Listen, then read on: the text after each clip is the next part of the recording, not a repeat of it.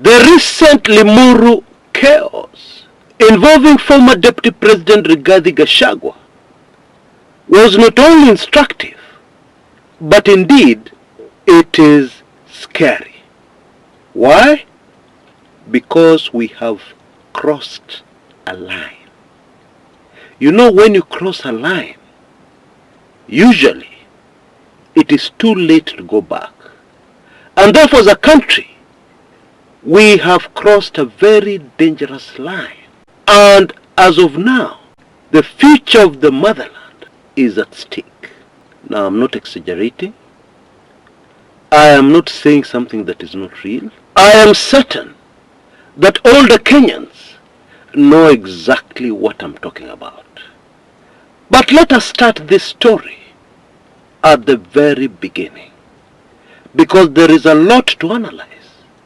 There is a lot to unpack, so that finally at the end of my show today, we will all be on the same page, because we all understand why Limuru crossed a line for the nation called Kenya. But also on my show today is some inside information which I've still not seen anywhere else. Some inside information obtained from people on the ground, people of the area, people who know certain things that the rest of us Kenyans were not aware of, that unfolded about 3 months ago, that may be linked to what happened at Limuru, okay, which is still unfolding. This is still a developing story, and therefore this information will indeed be very instructive. But before we go into the show today, allow me to introduce our sponsors for today's show. A beautiful house in Bamburi, Mombasa. Devolution has been very good to Mombasa, indeed to the coast, because many things have changed. The Bamburi of today is not the Bamburi of yesteryears. No. Indeed, the place is now almost like the Karen of Nairobi. Now what we have is a 3-bedroomed house with servants' quarters. I believe you can see pictures on your screens right now. This is within a community-gated estate. But this beautiful house is a standalone, complete with AC installed. Although there's the usual KPLC electricity, but then also solar backup, which is an extra advantage, of course. Knowing the reliability of our electricity, this part of the world. Now it's a freehold title, measuring 0.0335 hectares, and you can use the telephone number on your screens right now to contact the owner, and negotiate. Actually 2 telephone numbers, Safaricom and Airtel, which go to the same place, or rather person. The owner is asking for 12 million, but then mnaweza kuongea. Now, let us start with the inside information, privileged information that I got on the Limuru incident. Now what these insiders are saying is that about 3 months ago, there was a confrontation between Rigathi Gachagua, who was then still Deputy President.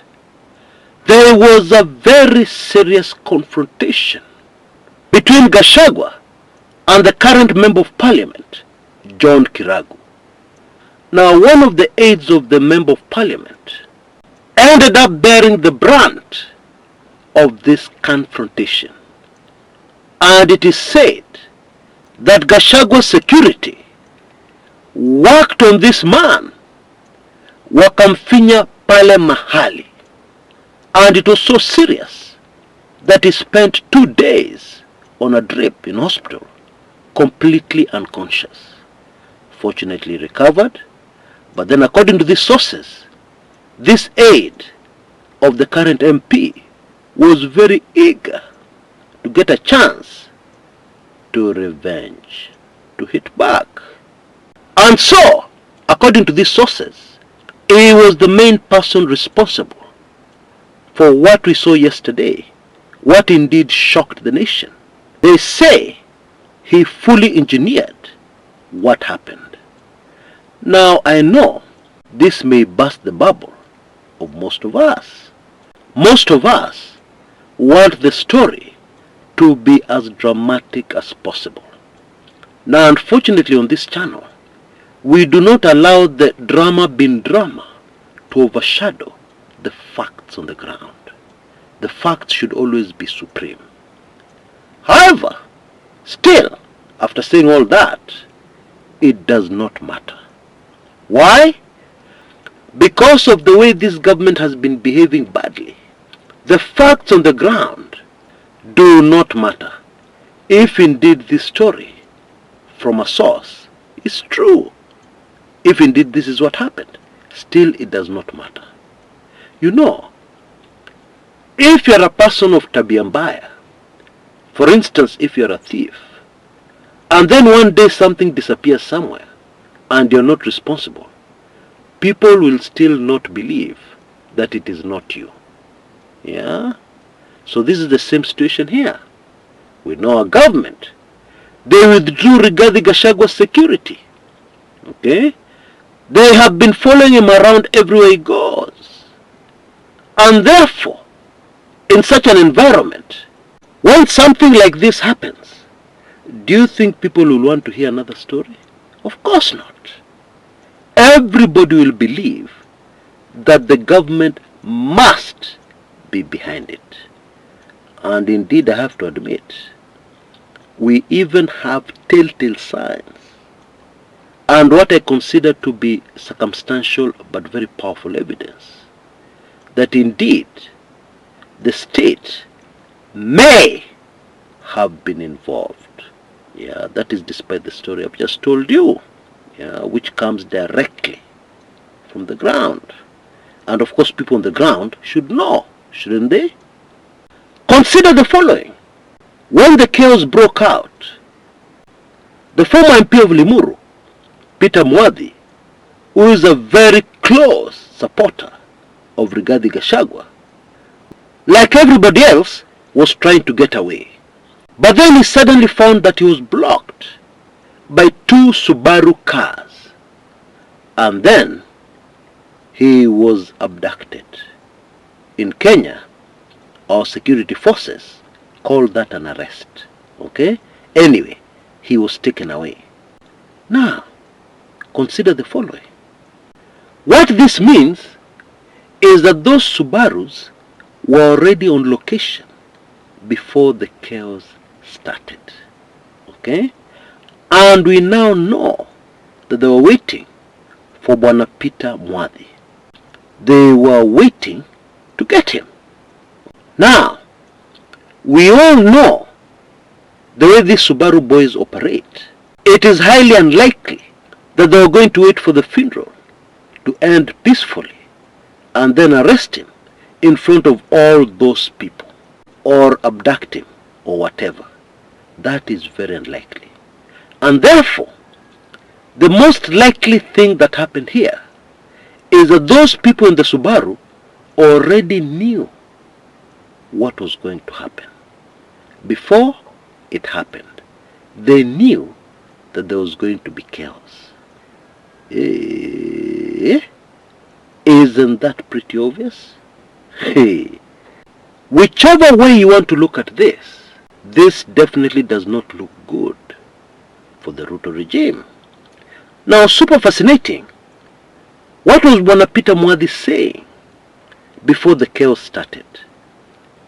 Glad you asked, because it's very interesting.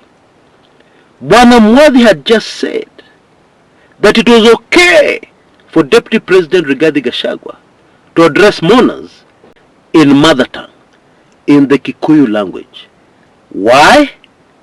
Because, according to Bwana Mwadhi, President Ruto had recently addressed people in the mother tongue somewhere in the Rift Valley. So if Ruto did it, what is wrong with Rigathi Gachagua doing the same. That is what Mwadhi had just said. And then he had just started talking about Gachagua's strategy and his team for 2027 when something very interesting happened. Wait for this one.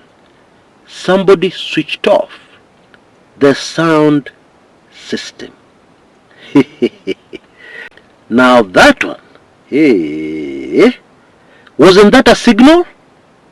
Doesn't that look like it was a signal for whoever was going to cause the chaos to move forward and do what they had been told to do? I'm afraid that is precisely what it looks like it was. Now, hardly surprising, Bwana Gachagua himself and his supporters and his aides and everybody else is reading from precisely the same page. And they're telling us this was an assassination attempt on Rigathi Gachagua. That is what they keep on repeating. Now, if you ask me, that is a bit of a stretch. Okay? However, in the heat of the moment, and in the circumstances of what has happened, and how the government has been behaving, Kenyans are going to buy that narrative, hook, line, and sinker. They're going to buy it, and you're not going to be able to remove them from there. And therefore, in my opinion, these are massive bonga points for Rigathi Gachagua, politically. The government loses big time here, and Gachagua gains big time. Now, there is a question I want to ask. When these Subaru boys picked up former Limuru MP Peter Mwadhi, and now he is in their hands, what questions do you think they're asking him? What do you think they're asking him? In my opinion, one of the questions that is right at the top of the list has something to do with the remarks he made just before the chaos started. Saying that it was okay for him to speak in mother tongue because the president had done the same. You know, one very disturbing thing here is that it seems that Ruto and his Subaru boys are very sensitive. They're sensitive to what people say about the Ruto regime. Now hold on a minute. I thought we are a constitutional democracy. I thought free speech is protected very strongly by our constitution. Well, that doesn't seem to matter. What you say about Ruto, and especially how you say it, for instance, if you say it with Madharau, will put you on the crosshairs of the Subaru boys immediately. Now, of course, that is very petty. That is not presidential. I don't think it is possible to run a country successfully like that, based on your personal feelings and how you react to what other people say about you. No, you can't run a country like that. I'm not even sure you can run a homestead, a small family, like that. How? In my opinion, all this is very, very sad and clear signs of a country that is disintegrating, and clear signs of a country that is finished. Indeed, the name of the coalition that won the election has proved to be prophetic. Kenya Kwisha Maneno. Please allow me to talk briefly about a problem that some of us are facing. I have done my research and I've realized many people here have that problem. You want to sell off a property, but the problem is, where do you find your potential buyers? Where do you find serious prospects, your potential buyers? Now, for some reason, we have had a lot of success on this channel with people who are selling property, sponsoring our videos. And it is a win-win situation. You support this channel, but then also you solve a problem. that may not be very easy to solve. If you fall into this category, you can see details on your screens right now. Please get in touch with me and we see whether we can be able to help you solve your problem. Until next time, this is Chris Kumekucha.